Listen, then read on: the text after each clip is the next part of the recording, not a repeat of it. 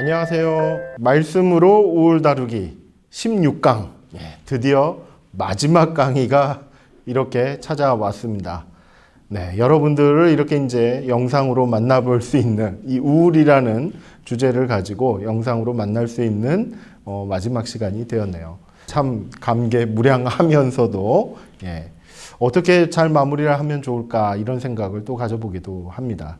일단 강의 순서에 따르면 오늘은 행동 활성화라는 그런 방법을 이렇게 함께 공유하는 그런 시간으로 기획이 되었기 때문에 그렇게 이제 진행을 할 예정입니다. 지난 시간에 이제 우리가 살펴봤던 것은 우울 증상을 관리를 해나가는 데 있어서 자기 관리 방식을 이렇게 적용하는 이러한 프로그램에 대해서 이제 계속 이야기를 하고 있죠. 그래서 처음에 이제 실천할 수 있는 방안으로 우울 증상을 식별하는 그와 같은 방법을 여러분들에게 알려드린 바가 있습니다.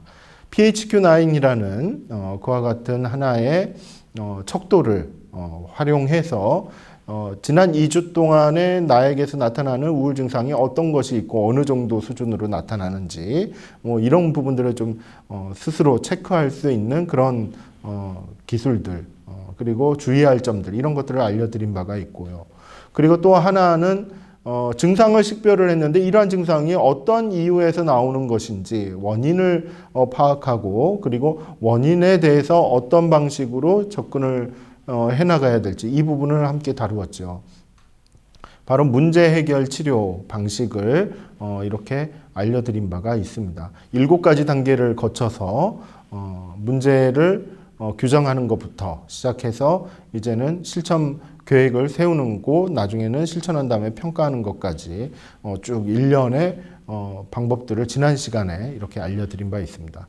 오늘은 이제 자기 관리를 하는 방식 중에 마지막이 이제 3번째 방식인데 바로 행동 활성화라는 그와 같은 우울증상을 치료하는 그와 같은 하나의 인지행동 치료 방식에서 여러 가지 이제 이론들을 가지고 온 그와 같은 행동 활성화라는 그러한 치료 방법들을 한번 적용해 보려고 합니다.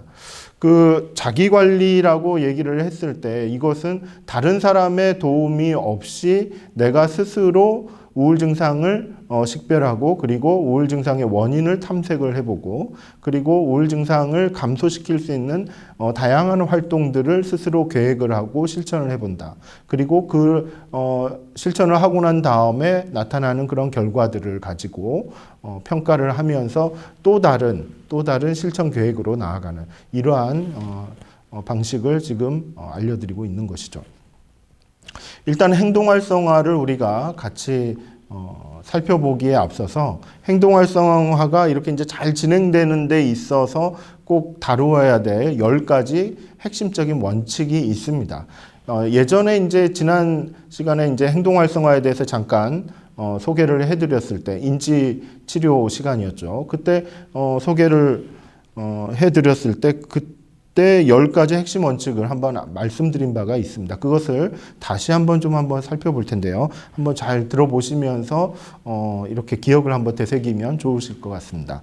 첫 번째 원칙은 사람의 기분을 변화시키는 열쇠는 그의 행동이 달라지도록 돕는 것이다 라는 것에 있습니다. 이 원칙의 핵심은 뭐냐면은 우울감이라든지 우울 증상이라든지 이런 것들을 개선하고 이런 것들이 이제 좀 사라질 수 있도록 또는 그 강도가 약해질 수 있도록 하는 그 어떤 변화를 일으키려고 한다면은 무엇이 필요한가라고 했을 때 이거는 그냥 스트레스 해소 이런 차원이 아니라 그 사람의 행동을 바꿀 수 있도록 행동을 바꿀 수 있도록 도와주는 것이 핵심이다라는 것이 이 행동 활성화의 기본적인 원칙 중에 하나다라고 이렇게 말씀드릴 수 있겠습니다. 그 다음에 두 번째 원칙을 좀 살펴보면요. 인생의 변화는 우울증을 유발할 수 있다.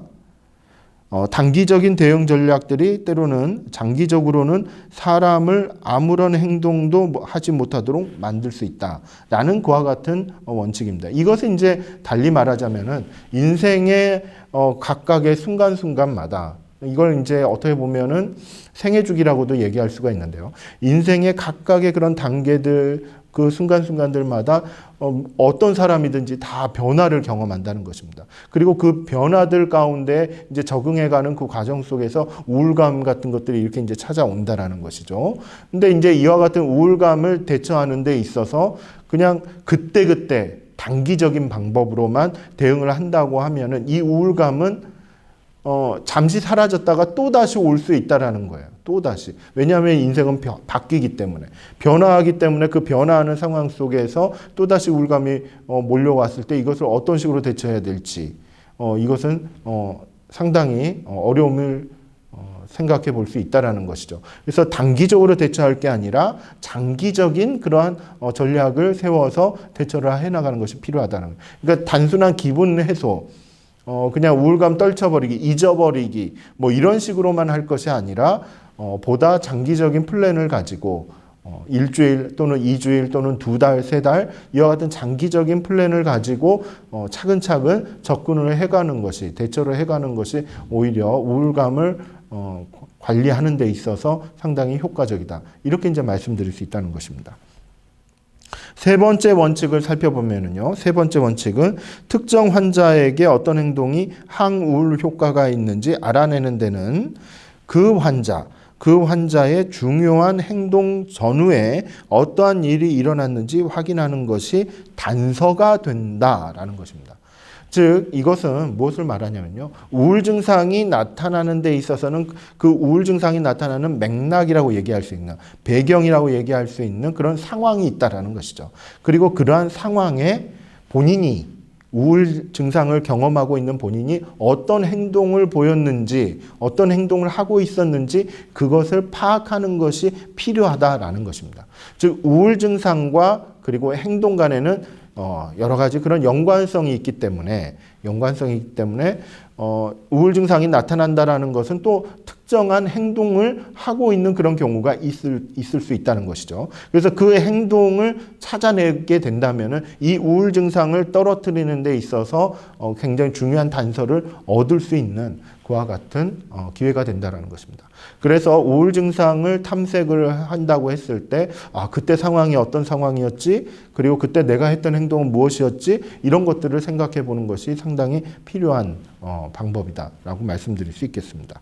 자, 그리고 이제 네 번째는 기분이 아니라 계획에 따라 활동을 구조화하라라는 것입니다. 그러니까 행동을 하는 데 있어서 뭐 화를 내든 아니면 초조하게 움직이든 여러 가지 그런 행동들을 하는 데 있어서 필요한 건 뭐냐면 기분에 이렇게 좌우돼서는 안 된다는 것입니다. 그러니까 기분 따라서 행동을 하면 안 된다는 것이죠. 기분 따라서가 아니라 계획에 따라서 행동을 보여야 한다는 것입니다. 그래서 다분히 이거는 좀 의지적인 측면이 필요합니다. 그러니까 내 기분을 일단은 그것을 소중하죠. 내가 가지고 있는 느낌 얼마나 소중합니까? 하지만은 우울 증상을 다루는 데 있어서는 기분보다는 계획이고 계획에 따른 행동이 우선한다라는 것입니다. 그래서 기분이 느껴졌을 때 그 기분을 일단 뒤로 미루는 작업이 필요한 것이죠. 그리고 내가 어떤 계획을 세웠는지 그리고 어떤 행동을 하고자 하는지 이런 부분에 보다 더 많은 집중을 할 필요가 있다라는 것을 말씀드리는 것입니다. 그래서 계획에 따라 활동을 보다 구조화하라는 이야기는 뭐냐면요. 이것은 그래 계획에 따라서 행동해야지. 그래 이렇게만 하는 것이 아니라 언제 할지, 어떤 상황에서 할지, 누구랑 할지, 얼마나 자주 할지, 어디에서 할지 라는 것처럼 아주 구체적으로 실천 계획을 세워서 구조화시켜야 된다는 것입니다. 일주일에 몇 번을 할지, 이것을 몇 달간 할지, 아니면 몇 주간 할지 이런 것들까지도 다 계획을 차근차근히 다 세워놓을 필요가 있다라는 것이죠. 자, 다섯 번째 원칙은 무엇이냐면요. 변화는 작은 일부터 시작할 때 쉽게 일어난다라고 이렇게 이야기합니다. 즉 변화, 우울 증상의 감소, 우리가 지향하고 있는 것 같은 변화 부분이죠. 그리고 때로는 행동 자체를 좀 더 증가시키거나 행동 자체를 감소시키는 이와 같은 것도 하나의 변화인 것이죠. 그런데 이와 같은 변화를 정말로 이루고자 한다면 큰 걸, 센 걸, 그리고 강한 걸 먼저 이렇게 하는 것이 아니다라는 것입니다. 할 수 있는 것, 그리고 성공 가능성이 있는 것, 그런 것부터 먼저 차근차근 해나가는 것이 필요하다는 것이죠. 그러려면은 크고 중요하고 아주 세고 강해 보이는 그리고 아주 심각한 그런 것부터 먼저 하려는 것이 아니라 작은 것부터 할 수 있는 것부터 한 단계 한 단계 진행하는 것이 필요하다라는 것이죠. 이것이 이제 5번째 원칙이었고요. 그렇다면 6번째 원칙은 무엇이냐라고 했을 때 자연적으로 강화되는 활동을 강조하라라는 것입니다. 여기서 이제 자연적이라는 이제 단어에 좀 더 초점을 두실 필요가 있는데요. 활동을 이렇게 시행을 해나가는 데 있어서 어떤 계획을 세웠잖아요. 계획을 세우면서 실제로 그 계획을 실천을 해나간다고 했을 때 그때 계획대로만 행동이 되지 않은 경우가 있어요. 그렇죠? 그리고 나도 모르게 나오는 행동들이 있을 수 있습니다. 이게 아주 자연스러운 행동인 것이죠. 그러한 자연스러운 행동을 주지할 필요가 있다는 것입니다. 거기에 주목하고 그러한 행동이 내 우울 증상을 관리를 해나가는데 어떠한 영향을 끼치고 있는지 이런 부분들을 한번 살펴볼 필요가 있다라는 것입니다. 그리고 이제 7번째 원칙은 코치 역할을 하라라는 것입니다. 여기서 이제 코치의 역할은 뭐냐면요. 좀 떨어져서 보는 감독관 같은 그와 같은 역할입니다. 감독자로서 옆에서 같이 이렇게 같이 열심히 하는 그런 코치도 있지만은 실제로 행동을 하고 그리고 우울 증상을 경험하고 그 행동을 하고 하면서 그런 관리하는 모든 형태들이 어떻게 진행되고 있는지 그와 같은 코치 역할을 하는 또 다른 사람이 있으면 좋다라는 것이죠. 그러니까 누군가와 같이 하는 것이 필요해요. 나를 봐주는. 그와 같은 사람. 만약 그런 사람이 없다면은 내가 이제 그 역할까지도 해야 되는 것이죠. 그런데 우리는 믿는 사람들이기 때문에 크리스찬이기 때문에 실제로 나를 감독해 주시는 분은 누구시겠습니까? 하나님이시죠. 하나님께서 우리를 감독해 주시고 우리가 말씀 안에서 살아간다라고 했을 때 말씀 속에서 나의 영적인 상태, 심리적인 상태, 생활 또한 행동의 상태들을 하나님께서 알려주실 수 있다는 것이죠. 그와 같은 하나님의 감독 아래, 하나님의 코치 아래 우리의 행동과 우울 증상들을 관리를 해나간다면 더할 나위 없이 우리는 성공적인 그런 경험들을 가질 수 있겠다라고 생각이 듭니다. 하지만 하나님께서는 직접 아무도 없는 자리에서는 우리에게 직접 엘리야에게 찾아오셨듯이 우리에게도 직접 이렇게 영적으로 찾아오실 수 있겠지만은 우리 주변에 나를 도와줄 수 있는 여러 사람들이 있다라고 했을 때는 그 사람들과 함께 협력하는 것이 상당히 중요해 보인다라는 것입니다. 그래서 누군가가 나를 객관적으로 봐주고 그리고 나의 행동이나 이런 부분들 어떤 계획에 실천하는 부분들, 우울 증상에 대한 부분들을 함께 바라봐주고 함께 이야기할 수 있는 그런 친구와도 같은 그와 같은 존재가 필요하다라는 것을 말씀드릴 수 있겠습니다. 자, 8번째 원칙으로는 문제 해결을 위한 경험적인 접근을 강조하고 문제 해결 시도에 따른 모든 결과들이 유용한 것이라는 점을 인식하라라는 점입니다. 여기에서 문제 해결을 위한 경험적인 접근이라고 표현을 했지요. 경험적인 접근이 필요하다라는 것입니다. 즉 어떠한 우울 증상을 이렇게 이제 유발하는 그런 하나의 문제를 경험한다고 했을 때 그 문제를 해결을 해나가려고 노력을 한다는 것이죠. 근데 문제를 해결해가는 그 모든 과정이 바로 내가 경험한 부분들이라는 거예요. 그 말은 달리 말해서 과거에 비슷한 상황에서 경험을 했던 그런 문제들, 그리고 그러한 문제들을 내가 어떻게 다루었고 어떻게 해결해 왔는지 그와 같은 경험, 이러한 부분들이 상당 부분 우울 증상을 다루는 데 있어서 중요한 단서를 줄 수 있다는 것이고요. 그리고 문제 해결 시도에 따른 모든 결과들이 유용한 것임을 기억해야 된다라고 했는데요. 이것은 이제 뭐냐면은 우울 증상을 감소시키기 위해서 무엇인가 한단 말이에요. 그것을 이제 문제 해결 시도라고 얘기할 수 있습니다. 행동 활성화 방식을 적용하는 그와 같은 문제 해결 시도라고도 말씀드릴 수 있죠. 이런 것들을 하나하나 이렇게 이제 시도를 해나간다고 했을 때 거기에서 경험하는 것들이 있다라는 겁니다. 이따가 이제 예시를 이렇게 또 제시를 하겠지만은 만약에 우울한 기분들을 이렇게 감소시키기 위해서 내가 누군가를 만나서 막 수다를 떠는 그와 같은 일종의 하나의 시도, 어떤 행동들을 계획을 하고 실천을 했다라고 가정을 해봅시다. 그렇다면 그러한 전화를 해서 약속을 잡고 그리고 만나서 차 한잔하면서 그동안에 있었던 일들 이렇게 쭉 이야기를 하고 때로는 이야기를 듣기도 하고 내 속에 있는 이야기들 다 이렇게 털어놓고 하는 그와 같은 과정들, 그와 같은 과정이 바로 문제 해결 시도의 과정이라고 말씀드릴 수 있겠지요. 그런데 그와 같은 과정에서 또 내 자신이 경험을 한다라는 것입니다. 그 과정이 어떻게 흘러가는지. 그래서 그러한 경험들이 상당히 유용하게 나에게 어떠한 단서들과 그리고 어떠한 기회들을 줄 수 있다라는 것입니다. 그래서 문제를 해결해가는 그 과정 중에서 경험하는 것도 우리가 주지할 필요가 있다라는 것을 알려드리는 것이죠. 자, 그리고 아홉 번째 원칙은 말보다도 행동으로 실천하라라는 것이죠. 제가 지금 열심히 말을 많이 하고 있는데 이러한 말보다도 행동으로 실천하는 것이 상당히 중요하다라는 것이고요. 생각을 많이 하기보다는 생각을 멈추고 그냥 몸을 움직이는 것이 우선일 수 있다라는 것도 여기에서 적용할 수 있겠습니다. 자, 마지막 10번째는 활동에 방해가 되는 장애물을 해결하라라는 것입니다. 실질적으로 이제 행동의 그런 계획들을 다 세워놓고 진행을 하는 데 있어서 비가 와서 못했다. 또는 누군가가 방문을 해서 못했다. 때로는 원래 돈이 있었는데 돈이 갑자기 없어져서 못했다.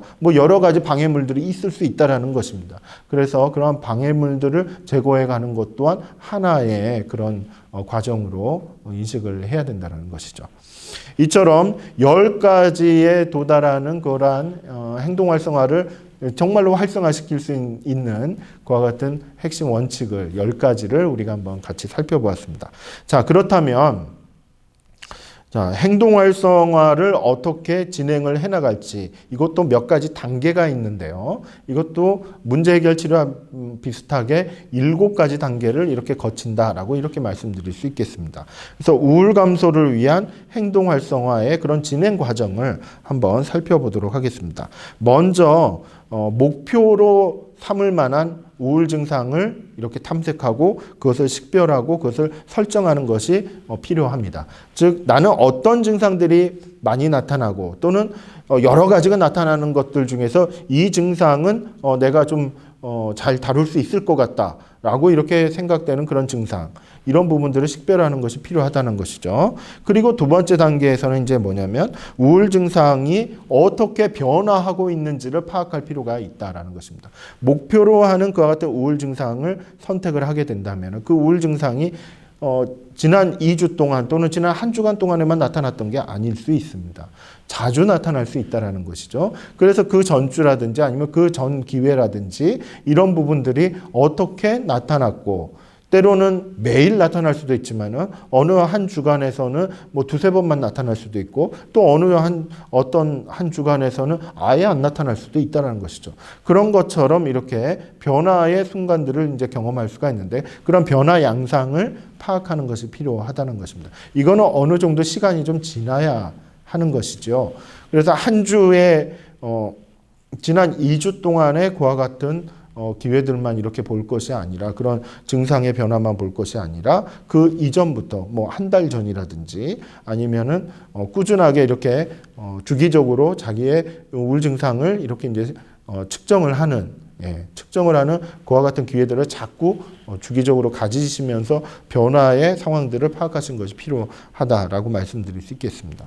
자, 그리고 세 번째 단계는 무엇이냐면요. 이렇게 우울 증상이 변화되는 그런 상황들을 파악을 해나가는 그 과정 속에서 세 번째 단계는 이제 무엇을 파악을 해야 되냐면 우울 증상과 관련된 행동을 파악하는 것이 필요합니다. 우울 증상이 나타났던 또는 우울 증상이 감소했던 그와 같은 상황에 대해서 즉 변화가 일어나는 그 상황이 어떤 상황인지를 기억을 하는 것이 필요한 것이죠.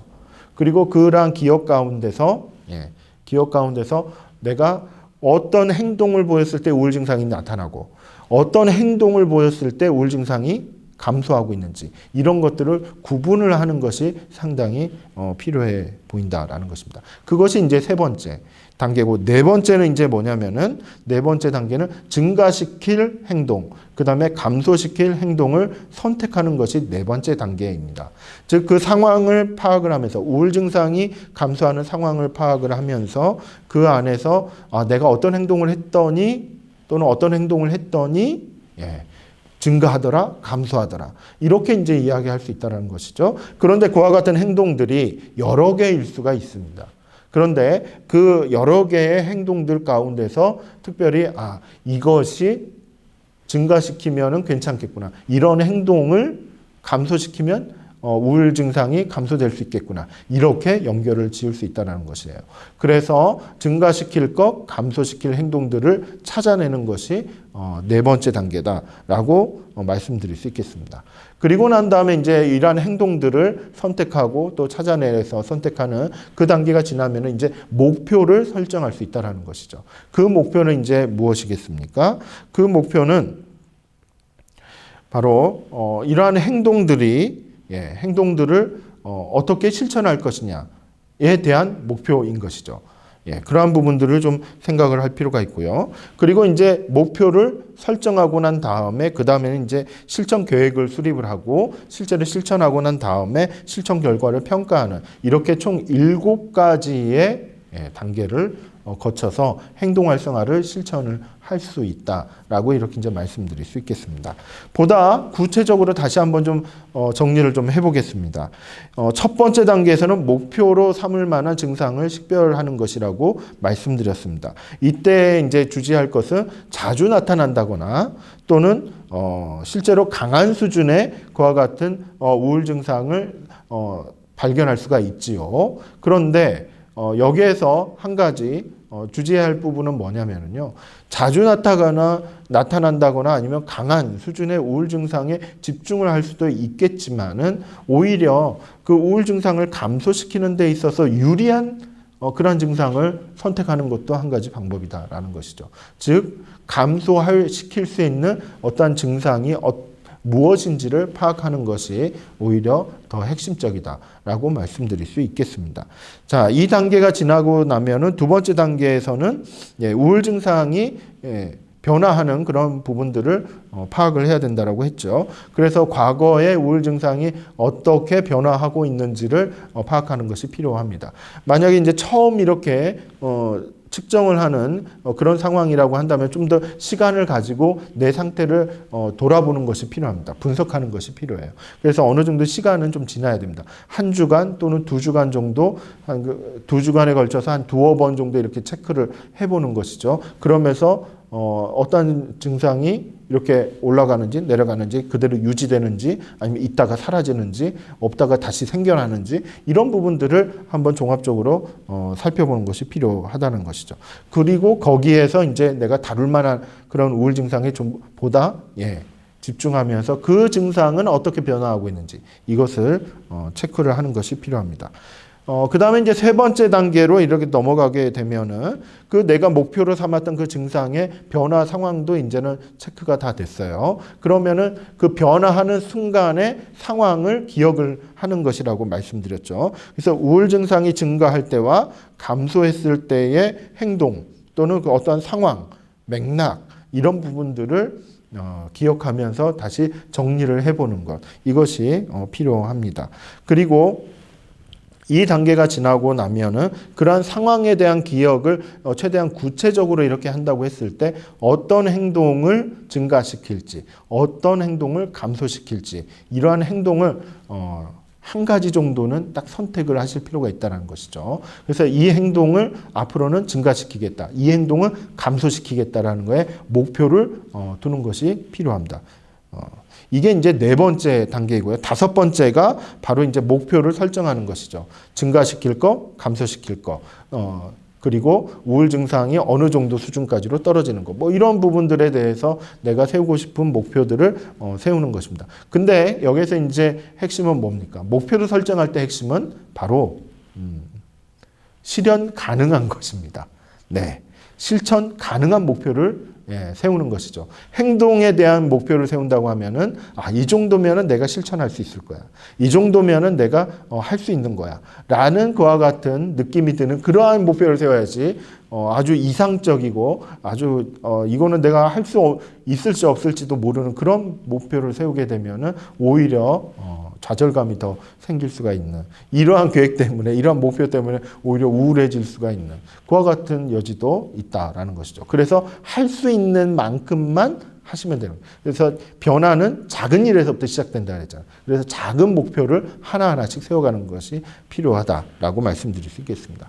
자, 그리고 6번째 단계에 이제 이르러서는 목표가 설정이 되면 그 목표를 달성하기 위한 계획을 구체적으로 수립하는 것이지요.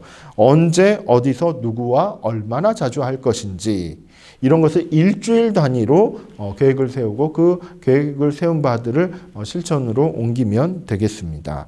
하지만 계획을 세운 다음에 늘 체크할 것, 지난 시간에 우리가 한번 해봤었죠. 체크할 것, 바로 실천에 대한 자신감 척도를 체크해 보는 것입니다. 0점에서 10점, 1점에서 10점까지의 그와 같은 점수가 있으면 그 안에서 계획을 세운 다음에 이걸 내가 다음 일주일 동안 내가 실천할 자신감이 최소한 7점 이상은 돼야 된다는 것이죠. 만약에 7점이 안 될 것 같다라고 하면은 계획을 수정하는 것이 필요합니다.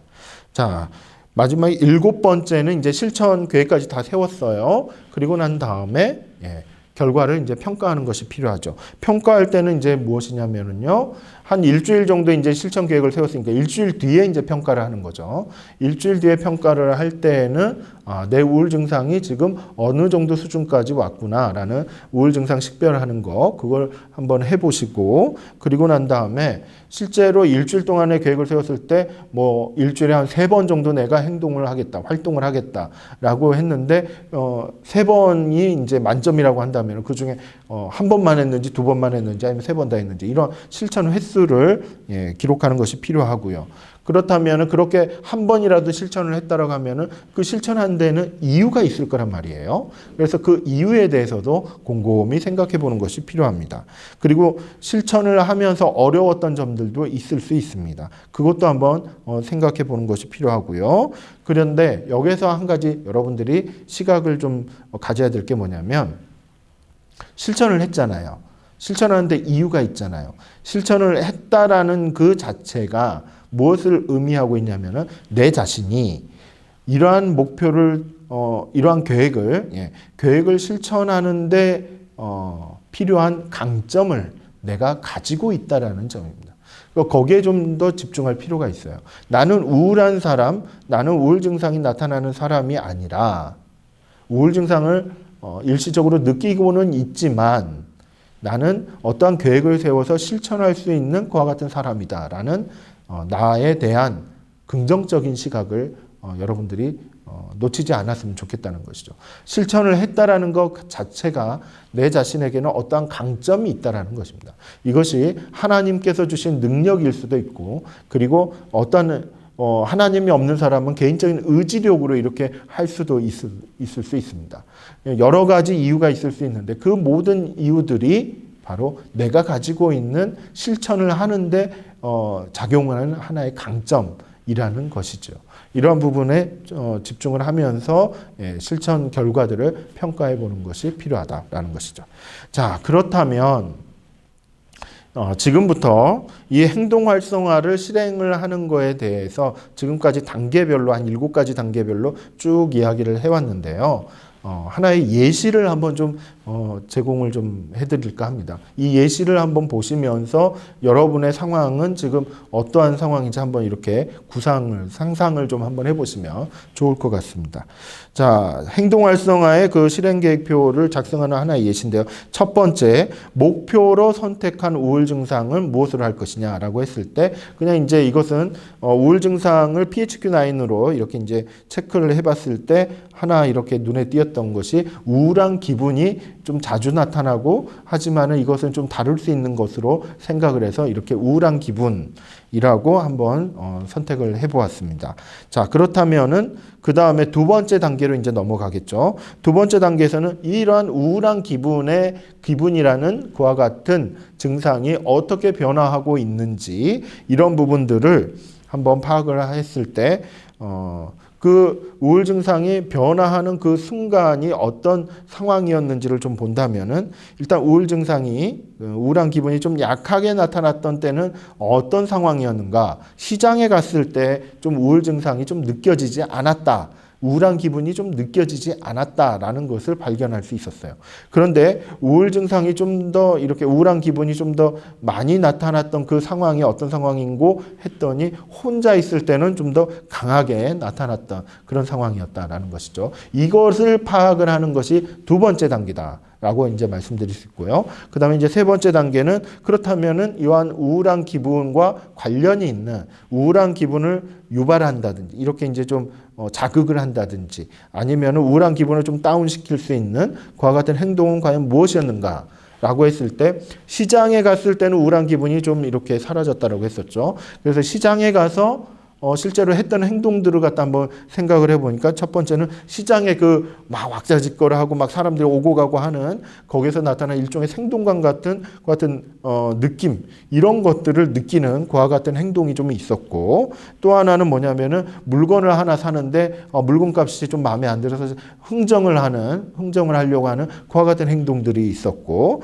그리고 시장에 갔을 때 이제 뭘 사가지고 갈지, 이런 부분들을 식구들과 또는 이렇게 좀 통화를 하면서 뭘 사갈지 이렇게 좀 이야기를 했던 그와 같은 행동들을 했었어요. 근데 그와 같은 행동들을 했을 때 우울한 기분이 좀 사라지는 그와 같은 느낌을 가질 수 있었다라는 것이죠. 그런데 이제 우울한 느낌, 그 기분을 강하게 느꼈던 때는 뭐냐면 혼자 있을 때였는데, 그때 혼자 있을 때 주로 했던 행동이 뭐였냐면 TV를 보고 있는 거죠. 아주 장시간 TV를 보는 거, 그리고 혼자서 밥을 먹는 거, 이랬을 때 우울한 느낌이, 기분이 좀 더 이렇게 강하게 나타났던 그런 상황이었다라고 이렇게 이제 가정을 해보는 것입니다. 이렇게 우울한 기분과 우울 증상과 관련 있는 행동을 이렇게 쭉 한번 나열을 해봤어요. 그리고 이런 단계가 지난 다음에 이제 4단계로 넘어가게 되는 것이죠. 네 번째 단계에서는, 그렇다면은 이러한 우울과 관련된 행동들이 여러 가지가 있는데, 그 중에 증가시켜야 될 거, 좀 꼭 해봤으면 하는 거, 그 다음에 감소시켜야 될 거, 이러한 행동들을 하나씩만 한번 선택을 해보았습니다. 일단 증가시킬 행동으로는 무엇이 있었냐면은 전화 통화하는 것, 전화 통화를 하다 보면은 우울한 느낌이 사라지는 것을 경험했기 때문에 전화하는 것을 좀 더 증가시켜보자, 이런 것을 좀 얘기를 했었고요. 그 다음에 감소시킬 행동으로는 뭐냐면은 TV를 보는 것을 좀 더 감소시켜보자 라는 그와 같은 목표를 한번 선택을 해보았습니다. 그래서 목표를 설정을 한다고 했을 때 어떤 이제 목표를 설정을 했냐면은, 증가시킬 행동으로는 전화하는 거였죠. 그래서 전화를 일주일에 3번 친구와 한번 이렇게 통화를 하는 것으로 한번 설정을 해보았습니다. 그리고 감소시킬 행동으로는 TV를 보는 거였는데, 그래도 TV는 안 볼 수 없으니까 TV를 장시간 여러 시간 밤새도록 본다든지 그런 것이 아니라, 딱 보고 싶은 드라마 한 편, 그날에 한 편만 딱 보는 거, 보고 이것을 마치고 끄고 하는 것을 한번 목표로 삼아 보았습니다. 자, 이렇게 이제 목표를 삼는 그런 행동이 정해지면 이제 6번째 단계로 구체적인 실천 계획을 세워야 된다는 것이죠. 구체적인 실천 계획은 언제, 어디서, 누구와, 그리고 얼마나 자주까지 이제 포함을 할 수가 있는데요. 언제, 월수금 저녁 7시에서 8시까지는 전화를 열심히 해보자라는 것이죠. 예. 그리고 어디서 하냐면은 공원에 나가서 해보자. 집안에서 하기보다는, 집에 혼자 있을 때 우울했으니까 집에서 통화하기보다는 공원에 나가서 이렇게 통화를 해보자라는 것이죠. 그 다음에 누구와 통화를 할 거냐. 일단 친구 3명하고 통화하기로 했으니까 공원에 나가서 친구와 한번 수다 떨어보자라는 그와 같은 계획을 한번 세워본 것입니다. 네. 자, 그래 이렇게 6번째 단계까지 이렇게 이제 계획을 구체적으로 세워보면은, 그때 이제 이렇게 구체적인 계획이 수립된 다음에는 자신감 척도를 한번 측정을 해보는 것이 필요하지요. 그래서 측정을 해봤을 때 7점 이상이다라고 이렇게 이제 가정을 하고 그 다음 단계로 이제 넘어가는 것입니다. 자, 그 다음 단계로 이렇게 이제 넘어가게 되면은요, 7번째 단계죠. 7번째 단계에서는 무엇을 하게 됩니까? 실천을 하고 난 다음이에요. 예. 그래서 일주일이 지난 그 다음에 무엇을 체크를 할 것인가. 먼저 실천 횟수는 몇 번 정도 했는가. 총 3번 전화 통화하기로 했었죠. 그 중에 한 번만 해봤다라는 거예요. 그 다음에 실천할 수 있었던 이유는 뭐냐면은 이것은 내가 계획을 세웠기 때문에, 즉 나 자신과의 약속이기 때문에 그래도 약속은 좀 지켜야지, 이런 생각을 가져서 한번 실천을 해봤다는 것이죠. 그 다음에 실천하면서 발견할 수 있었던 나만의 강점이라고 생각되는 건 뭐냐면 그래도 전화할 친구는 있었다라는 것이죠. 즉 전화 통화하는 친구가 있었고 그 친구에게 나는 좀 더 관심을 보이고 그 친구의 안부를 묻고 어떻게 지내는지 이런 것들을 좀 얘기를 할 수 있었던 뭐 그런 부분이 있었다라는 것이죠. 그리고 하지만은 2번은 실천을 못했어요. 이렇게 2번은 실천을 못한 이유는 바로 통화가 안 되었기 때문에. 예. 친구와 뭐 전화 통화를 정해놓고 약속을 정해놓고 한 것이 아니라 그때 이렇게 전화를 했기 때문에 그 친구가 전화를 받을 수 없는 상황이어서 통화가 안 되어서 실천을 못한 이런 식의 이제 어려움을 기술할 수가 있다는 것이죠. 이렇게 평가를 하고 나면은 이러한 평가를 반영을 해서 다음 실천 계획을 세워갈 수가 있다라는 것입니다. 자, 이렇게 이제 흐름을 가지고 진행을 하는 것이 행동 활성화의 자기 관리하는 방식이다라고 이렇게 이제 말씀드릴 수 있겠습니다. 자, 여기에서 제가 한 가지 팁을 하나 드리도록 하겠습니다. 어떤 행동이 우울 증상을 감소시키는데 효과적인 행동들인가에 대해서 잠깐 좀 말씀을 드리겠습니다. 실제로 우울증상을 감소시키기 위한 여러 가지 행동들을 이렇게 조사하고 파악하고 연구하고 실제로 치료 과정에 적용을 해서 여러 가지 결과들을 이렇게 학회에 보고하고 하는 그런 자료들은 정말로 많이 있습니다. 그처럼 많이 있는 그와 같은 이제 자료들 가운데 공통적으로 나오는 것이 있어요. 우울 증상을 이렇게 이제 감소시키는 데 있어서 상당히 도움이 되는 행동이 몇 가지가 있냐면은 3가지가 있었습니다. 그것은 뭐냐? 첫 번째는 즐거운 이벤트예요. 예. 이벤트를 경험을 하는 것이 우울 증상을 감소시키는데 상당히 도움이 된다라는 것입니다. 여기에서 이제 즐거운 이벤트를 설정하는 그 기준은 뭐냐면 과거에 내가 그래도 한 번쯤 웃어볼 수 있었던 과거에 참 기분이 좋고 행복감을 느꼈던 그런 순간이 있을 거란 말이죠. 뭐 누구랑 저녁을 같이 먹었다든지 아니면 무슨 공연을 봤다든지 아니면 어디 뭐 캠핑을 갔다든지 뭐 여러 가지 그런 상황들이 있을 수 있습니다.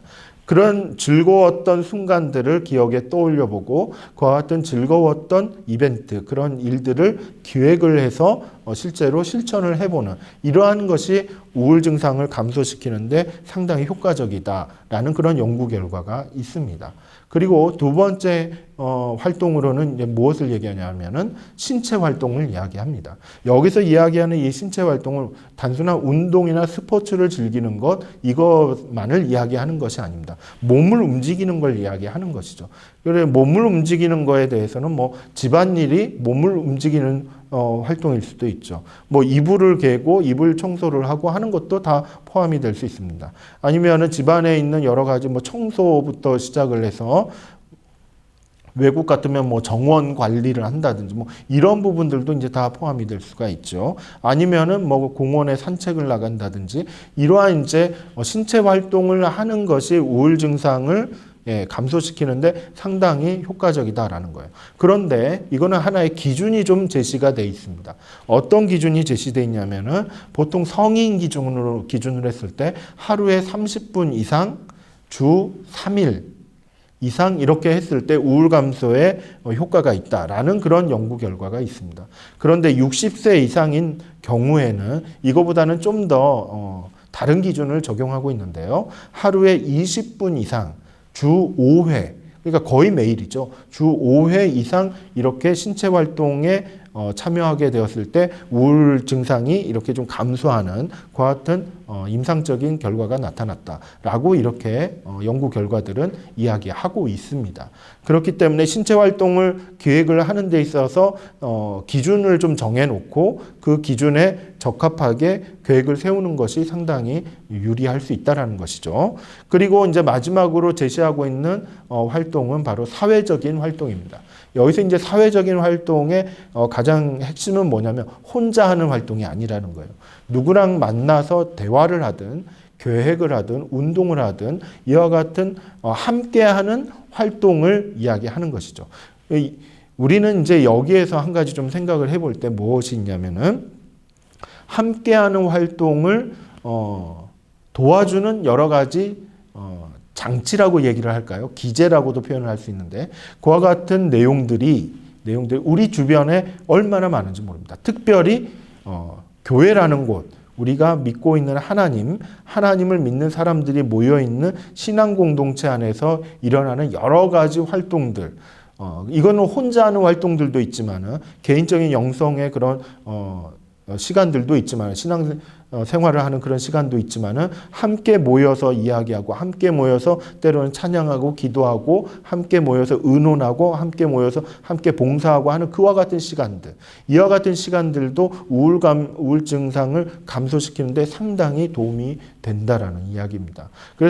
그런데 여기에도 한 가지 기준이 좀 적용이 돼요. 뭐냐면은 일주일에 2번 이상 모여서 함께 대화를 하든 아니면은 함께 무엇인가를 기획을 해서 활동에 임하는 것이 필요하다라는 것입니다.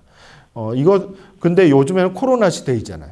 코로나 시대 때는 만나는 것이 정말로 어렵습니다. 그렇기 때문에 혼자만의 시간을 갖기보다는 전화를 하든 카톡을 하든 뭔가를 하든지 간에 이렇게 자꾸 의사소통과 그다음에 상호 교류가 일어날 수 있는 다양한 활동들을 하는 것이 매우 필요하다라고 이렇게 말씀드릴 수 있겠습니다. 그래서 이와 같은 활동들을 일주일에 2번 이상 하는 것이 우울 증상을 감소시키는데 효과적이다라는 그 기준을 한번 적용을 해보시면 좋겠습니다. 이렇게 이제 자료 화면에 이제 보시면은 제가 양식을 이렇게 이제 보여드렸는데 거기에 이제 기준이라고 이렇게 적혀져 있고 밑에는 빈칸으로 나타났죠. 언제 어디서 누구와 얼마나 자주 이게 빈칸을 이렇게 만들어 놨는데요. 여기를 한번 여러분들이 채워보시면 좋을 것 같습니다. 때로 내가 우울 증상이 뭔지 잘 모르겠어. 그리고 그게 어떻게 변화하고 있는지 이런 것들을 파악하고 기억하는 것도 참 힘들어. 라고 생각이 될 때는 아주 단순한 방법입니다.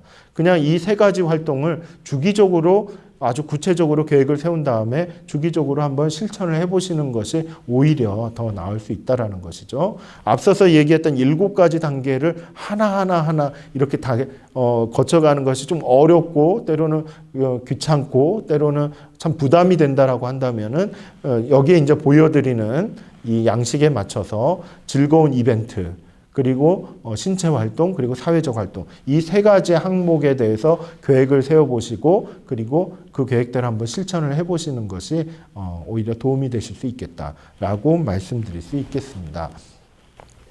자, 지금까지 이제 우울 증상을 관리하는 그런 자기 관리 방식에 대해서 특별히 행동 활성화에 대해서 이제 이렇게 말씀을 드렸습니다. 여러분 어떠십니까? 예. 자기 관리를 해나간다는 거 어떻게 보면 좀 힘이 들 수 있습니다. 누군가의 도움이 좀 필요할 수도 있죠. 예. 혼자서 하기에 어렵다라고 한다면은 함께 마음을 나눌 수 있는 누군가와 함께 진행을 해보시면 어떨까요? 그런 사람들이 주변에 없다라고 한다면은 하나님 앞에서 하나님 어떤 계획을 세울까요? 하나님 어떻게 내가 이 상황들을 다루어 갈까요? 지혜를 주시고 의지를 주시고 이렇게 한번 기도해 보시면서 시작을 해 보시면 좋을 것 같습니다. 자, 지금까지 16번의 강의에 걸쳐서 여러 가지 이야기를 했는데요. 그 이야기들을 나온 출처를 제가 잠깐 좀 소개를 해드리겠습니다. 참고문을 좀 소개를 해드리면요. 먼저 성경, 한글 성경을 봤습니다. 물론 영어 성경도 볼 수 있지만은 개역 개정판 한글 성경을 봤고요. 그 다음에 우울증에 대한 이제 다양한 이야기를 다룰 때 특별히 이 두 가지 책을 보았는데요. 대한우울 조울병 학회에서 발간한 우울증 제2판 이 책하고 그 다음에 더빈이라는 사람이 이렇게 지은 우울증 101이라는 책을 두 가지 책을 함께 이렇게 좀 보았습니다. 이거는 이 두 책은 우울증에 대해서 다양한 이야기를 담고 있는데 관점이 약간 좀 다릅니다. 그 대한우울조울병 학회에서는 이제 주로 정신의학 쪽의 그런 관점이 좀 많이 반영이 돼 있고요. 그 다음에 우울증 101 같은 경우는 상담학 부분에서 설명하고 있는 그런 우울증에 대한 관점이 좀 포함이 되어 있습니다. 그렇기 때문에 이것을 좀 더 고르게 이렇게 좀 반영을 해보려고 노력을 했습니다. 그리고 또 어떤 책을 참고를 했냐면은 조백현 선생님이 쓴 엘리야의 우울증과 기독교 상담이라는 책도 반영을 했고요. 그리고 마르텔이라는 분이 쓴 우울증의 행동활성화 치료, 특별히 이제 치료자를 위한 가이드북 이것을 반영을 좀 많이 했습니다. 행동활성화에 대한 이야기를 할 때 여기 나온 자료를 많이 참고를 했습니다. 그리고 이제 제가 예전에 이렇게 박사학위 논문으로 썼던 지역사회 노인을 위한 우울 자기관리 프로그램 개발과 효과 감증 여기에서 이제 다루고 있는 여러 가지 이제 실천 모델이라든지 그다음에 행동 방식이라든지 어떤 우울 증상을 이렇게 관리를 해나가는데 자기 관리를 어떤 식으로 적용을 해나갈지 이러한 부분들은 여기에 있는 자료들을 많이 반영을 해서 설명을 했습니다. 그래서 여러분들 혹시 추가적으로 더 알고 싶으시다면은 여기 참고문헌으로 이렇게 제시한 여기에 있는 자료들을 한번 참고해 보시면 좋을 것 같습니다. 자, 그렇다면 이 시간에는 이제 우울을 다루는데 도움이 되는 말씀 16번째 마지막 말씀이죠. 이 말씀을 함께 한번 묵상해 보도록 하겠습니다. 제가 한번 읽어 보겠습니다. 나를 기가 막힐 웅덩이와 수렁에서 끌어올리시고 내 발을 반석 위에 두사 내 걸음을 견고하게 하셨도다. 시편 20편 2절 말씀입니다. 자, 지금까지 행동활성화에 대한 이야기를 쭉 하면서 단계별로 했고 또 계획을 세우고 계획을 실천하고 하는 여러 가지 그런 과정들을 설명을 했었는데요. 이와 같은 과정들을 붙드시고 인도하실 분은 과연 누구시냐? 바로 하나님이시라는 거죠. 예, 그렇습니다. 나를 기가 막힌 웅덩이와 수렁에서 끌어올리시는 분이 하나님이시라는 거죠. 예, 그리고 내 발을 반석 위에 두시는 분, 실천할 수 있고 계획대로 이렇게 실행해 갈 수 있는 그런 힘을 주시는 분은 바로 하나님이시라는 것입니다. 그리고 그렇게 실천하고 그리고 우울 증상들을 관리를 해나가는 그 모든 과정들, 그런 걸음들을 인도하시고 그리고 강하게 붙드시는 분도 하나님이시다라는 것을 우리가 꼭 기억했으면 좋겠습니다. 그래서 나의 우울 증상을 코치해 주실 분이 과연 누구신가? 그분은 바로 하나님이시다라는 것이죠. 그래서 우울 증상을 관리를 해나가는 데 있어서 혼자 하지 마시고 하나님과 함께 동행해 가시면 좋겠다라는 생각이 들어졌습니다. 자, 양육 8학점을 이수하기 위해서는 과제가 좀 필요합니다. 물론 이 학점이 필요 없으시다라고 생각하시는 분들은 과제를 굳이 안 하셔도 됩니다. 하지만은 8학점을 이수하시기 위한 그런 과제를 지금 좀 설명을 좀 드리겠습니다. 주제는 무엇이냐면은요, 우울을 다루는데 도움이 되는 말씀을 묵상하고 묵상 내용을 3문장 이내로 적어서 제출하시면 됩니다. 16개의 말씀이 이제 매 강의 때마다 이렇게 제시가 됐었죠. 그래서 그 성경 구절을 묵상해 보시고 그리고 각각의 구절들마다 묵상한 내용을 3문장 이내로 이렇게 작성하시면 됩니다. 그러한 작성하신 부분들을 문자나 카톡이나 아니면 이메일로 이렇게 보내주시면 되겠습니다. 제출 기한은 6월 14일 주일까지 이렇게 제출해 주시면 성적에 반영하도록 하겠습니다. 자, 여러분 오늘은 실제로 마지막 종강하는 시간이라서 이렇게 양식이나 틀을 조금 새롭게 가져봤는데요. 약간 놀라실 수도 있으시겠습니다. 하지만 우리가 이 시간에서는 우울에 대해서 우리가 같이 이야기를 했지만은 우리가 이렇게 일상의 삶 가운데서 또한 교회 안에서 함께 만나서 교제할 때는 보다 이렇게 밝은 모습으로 하나님을 함께 나누고 하나님을 이야기할 수 있는, 그리고 우울한 그런 상태가 아니라 오히려 우울을 다루는 그와 같은 모습 가운데서 만났으면 좋겠습니다. 제가 기도하고 마치겠습니다. 사랑과 은혜가 충만하신 아버지 하나님, 지난 16번의 강의 하나님께서 인도해 주셔서 감사를 드립니다. 우리의 삶 가운데 우울이라는 것이 때로는 찾아오고 때로는 사라지고 하기도 하지만은 이것 때문에 우리의 삶이 어려워지지 않고 힘들어지지 않고 오히려 하나님을 만날 수 있는 그와 같은 기회로 삼을 수 있는 지혜가 저희들에게 있기를 간절히 소망합니다.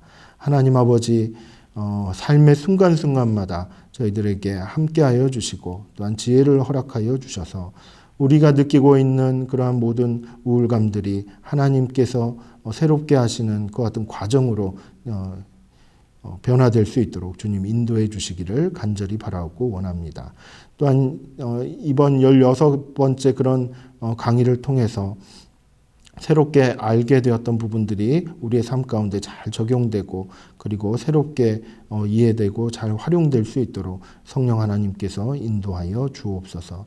우리 안양제일교회 성도님들 더 이상 우울함 때문에 힘들어하지 않는 그 같은 시간들이 많아질 수 있도록 오히려 기쁨으로 나아가고 오히려 승리하는 그 같은 생활들로 가득 찰 수 있도록 하나님 축복하여 주옵소서. 예수님의 이름으로 기도드립니다. 아멘.